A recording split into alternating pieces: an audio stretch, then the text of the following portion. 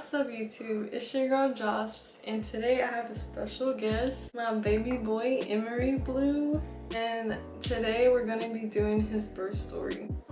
Can you say hi? Say hi everybody. He was like, what the heck? So starting off, his name is Emery Blue Robertson, and he is now a month and a couple weeks. So he's almost 2 months. He's so big. He's my little baby.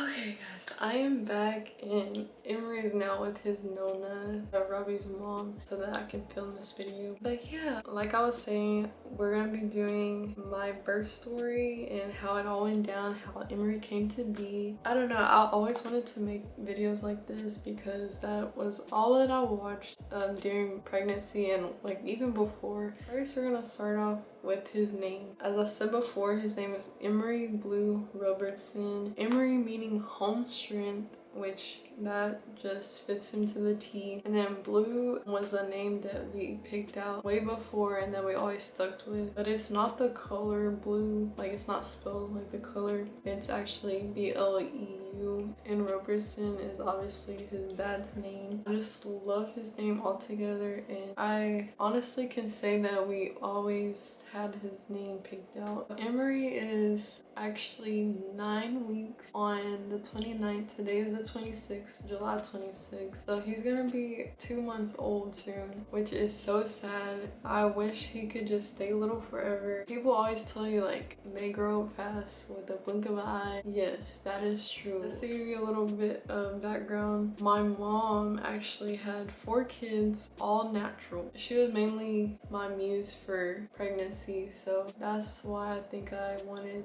to go natural so bad. But you know, everybody is different and everybody experiences pain differently. So yeah, mine didn't go all natural, but I'll tell you more later. So I wanted to go natural and my mom and Robbie to be in the room with me, which didn't happen, but it's okay. Because of COVID, I was only allowed 1 person to be in there, and I obviously wanted Robbie to, you know, be there. I really wanted my mom to be there, you know, because we're like this. But it's fine, like everything happened so perfectly, so I really can't complain, and my mom got to see him after, so that was fun. And I really thought he was gonna come earlier than what he did. He came at 40 weeks and 3 days, which was a long pregnancy, but it was worth every second. And we did do things to help with labor, but honestly, your baby is gonna come whenever they want to. You can do everything in the book and they still will determine their actual due date. So the things that we did to prepare for labor was daily walks, went to the mall to walk, went in our neighborhood to walk, and another thing was I walked up and down stairs every day. And I also tried the raspberry leaf tea. I'm pretty sure all the moms out there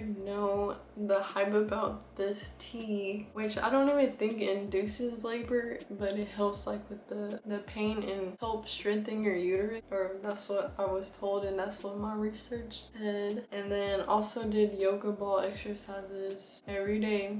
That was like my routine since I was like 35 weeks all the way up to my birth. And then the last thing was the thing that I really think helped out a lot, because I was not dilated at all at 38 weeks, and my doctor actually suggested it, the membrane sweep, which I had no idea what that meant or anything. And I'm not gonna explain it because honestly, mom brain, and you guys can go look it up yourself because I really don't know how to explain it. But anyways, so yeah, I decided to do the membrane sweep just to, you know, get things going. After that, I really started to feel contractions and they were pretty consistent. And to explain my pain tolerance to the contractions, my periods, I do not cramp, only on the first day, and they're not even that bad. So I was not expecting these contractions to be this hurtful. So a couple days down the road, like 3 days after, they started getting pretty intense. So I told Robbie, like, let's go to the hospital just to make sure. And I actually really didn't want to go, but I just wanted to be sure because it was my first time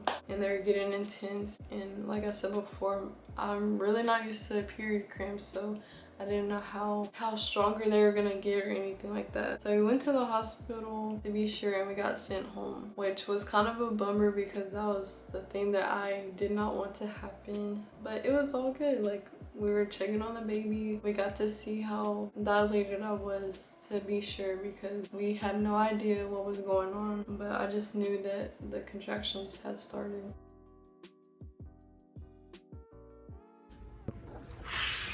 So guys, sorry we skipped to the actual hospital, but yeah, I was a little miscombobulated or discombobulated, however you say it. I was one of them at the crib, so I couldn't think to pull out the camera, you feel me? But we up here right now, and there's a possibility that baby Emery is born. He's gonna sit tight, chillax, see what the doctors say, you feel me? How you feeling? I'm good. It's not like the movies and like all crazy, but we're doing good. And hopefully dilated some more and won't get sent home. So yeah. I'm over here shaking and shit. Really? Really? Why? I'm about to pass out in this mug. No. For real?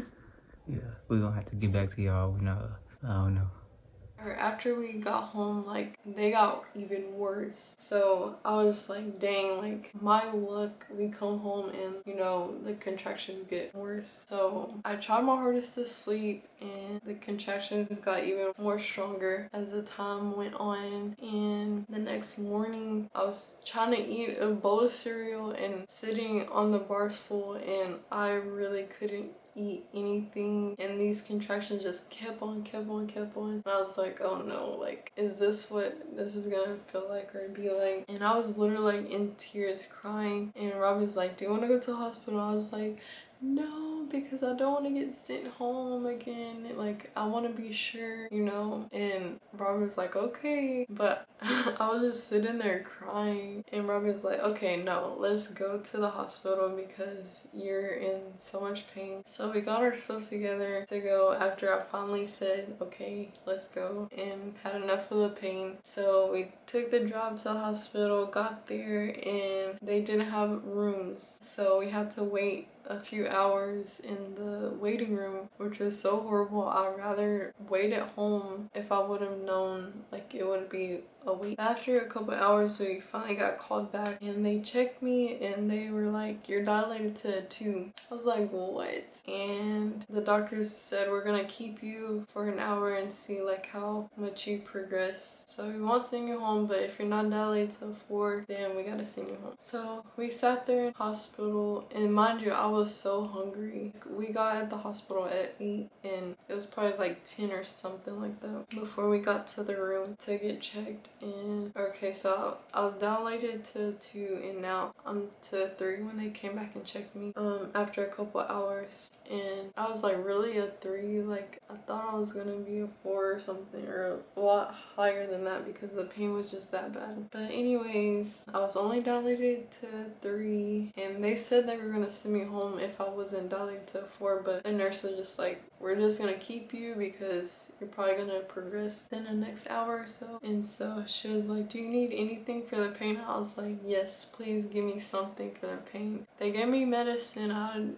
Don't even ask me what it was, but I just knew it helped out a lot, and I didn't feel a thing. But as they were giving me the medicine, I kind of like started seeing, you know, white when you're about to pass out. And so I started freaking out, and I was sweating and hot and hungry, and I was like, I feel like I'm about to pass out. And the nurse was like, that is perfectly normal, and that just means it's working. And I was like, what? And she was like, just close your eyes and relax. So I did that, and I was like, I need something to eat, I need something to drink, I need water. Like, I was just freaking out, but I was trying to stay calm because, you know, you freak yourself out and it makes it 10 times worse. the lady was like, you can't eat, but Robbie can eat, with a wink. And she was just like telling Robbie like he can go get a snack and like feed it to me, basically. Robbie was like feeding me, giving me something to drink, like, and I was just had my eyes closed because that's what the nurse told me. And then finally the medicine started to work and I didn't feel any contractions, so that was good. So I was just chilling with my eyes closed, taking a little nap. And then an hour later she came and checked me again and I was finally down to a 4. So she was like, you ready to have this baby? And I was like, really? Like right now? And she was like, yeah, we're gonna move you into the other room and we're gonna have this baby today.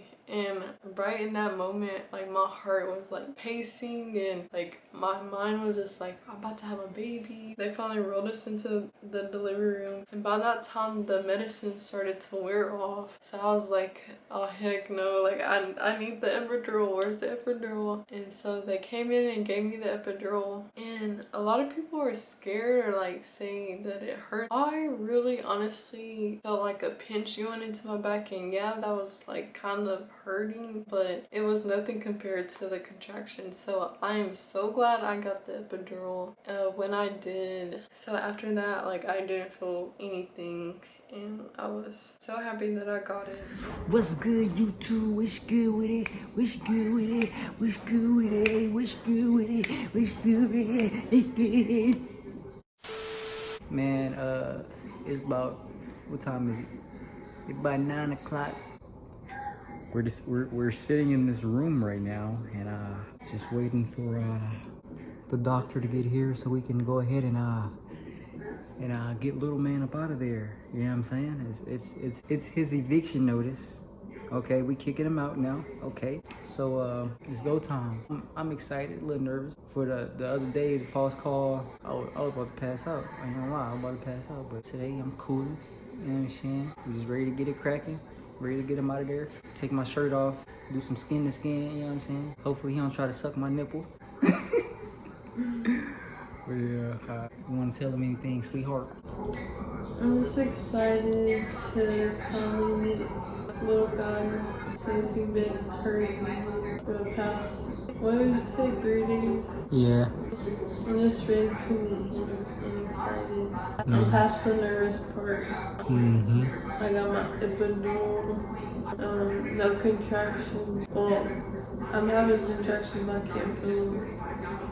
So everything's good over here. Like I said before, I went in thinking I was gonna do it all natural, but no ma'am. I got the epidural and it's not a bad thing to get an epidural, it's just something that I didn't have in my birth plan. I would do that over and over again if it helped with the pain. So after the epidural, my doctor came and explained everything, how everything was gonna go, and basically she was saying that if I'm not dilating fast enough, she would suggest a Pitocin, which like I do not want Pitocin. And since I was already dilating pretty fast, I was like, no, we can just wait to see, but I think I'm good. Like, especially how fast I was dilating within those hours. So they just pushed off the Pitocin and I was just being changed into different positions to help, you know, move baby down. I remember them giving me the peanut ball, like putting it in between my legs and putting me on my side after I got the epidural to help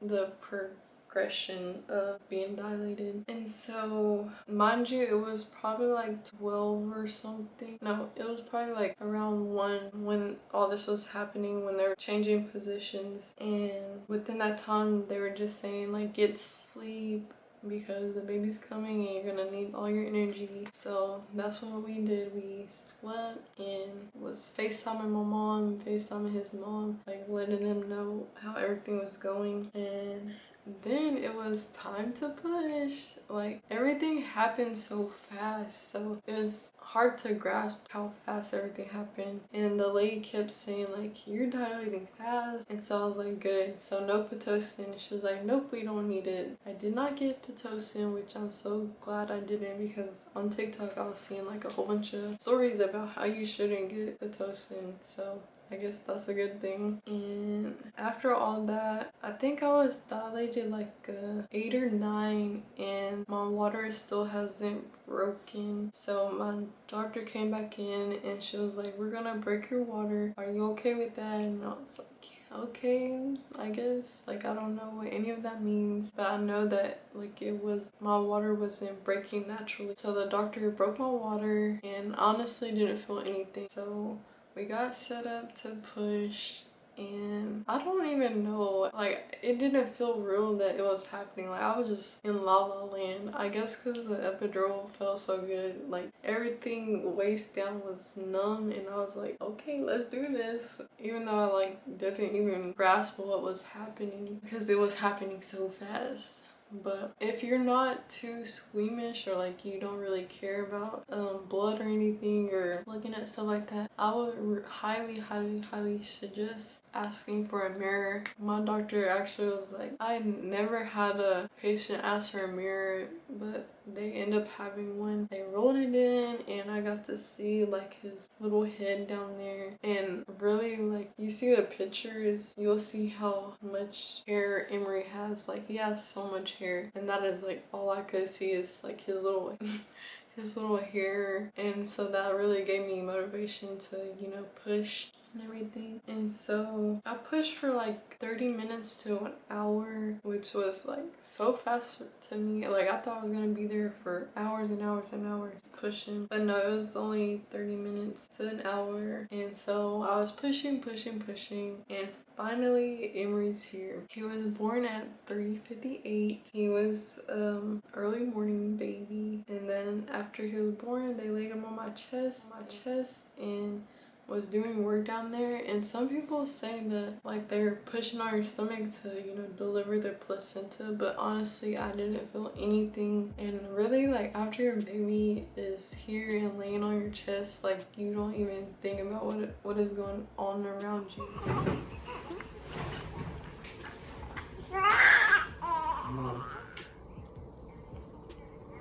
Look like a. I thought he was about to flick me off. Let me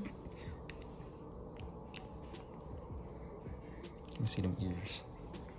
Let me see them ears, Shine. I think those are my ears too, cause I got earlobes. You don't have no earlobes.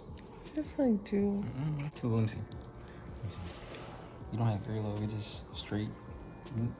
Mom, see the thing that said like that? The thing that said like that?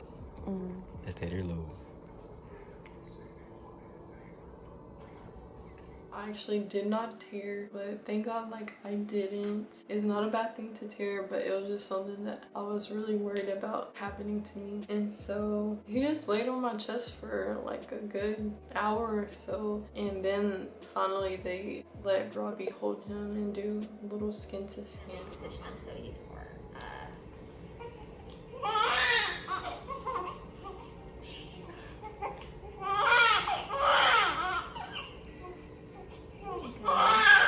so with this hand, if you want, put him down and then use that hand to kind of do that. Yeah, there you go. Now get another blanket to put on.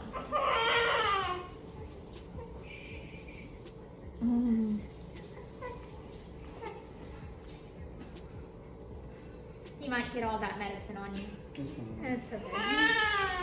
And after that, the nurse helped me go to the restroom, and I couldn't pee, so she just helped me change into the hospital underwear and gave me like a pad and stuff. And after I got changed, I got back into bed, and I just kept asking the nurse, like, I was like, when can I eat? Because I was so hungry. Like, I was the most hungriest I've ever been. So, and mind you, like, I only ate like some crackers or something before. Like, I didn't even get to eat breakfast, and it was already like the next day, basically. They got me back into bed and got me some food, and while I was eating, they were over there getting his footprint and like his little bracelets and stuff, and like wiping him down. And after that, they laid him back on my chest, and I was wanting to breastfeed, so we got their boppy, and like I tried to breastfeed him and get the latch down and all that. After he ate, we got moved into our room that we were staying in at the hospital, and let me tell you, the first night was easy and he just slept most of the time. And the second night was, what was the kicker? Like, I don't know what was wrong, but he just kept on like fussing, but really he just wanted to like be skin to skin. And on my first time moms out there, I don't feel like people don't talk about it, but like the second night is wild. Like you get into a rude awakening with that. I think we stayed at the hospital for like 24 hours, so that wasn't bad. And then after that, we did have visitors. My mom came, my brother, Robbie's mom and aunt, and they got to see him at the hospital. And then after that, second night, we got to go home around 5. So but yeah, when we got home, it was like a realization that we're now parents, and it was just such a weird feeling. Like I have a baby now, you know. Everything was perfect, and that's kind of the scary part, because you're like, everything happened so perfect, let's have another one, you know. But yeah guys, that's it. That is how it all went down, and I thank you guys so much for watching and hope you guys enjoyed. I know for me, I loved watching these videos, so yeah, I just hope you guys enjoyed the video, and I'll see you guys next time. Peace.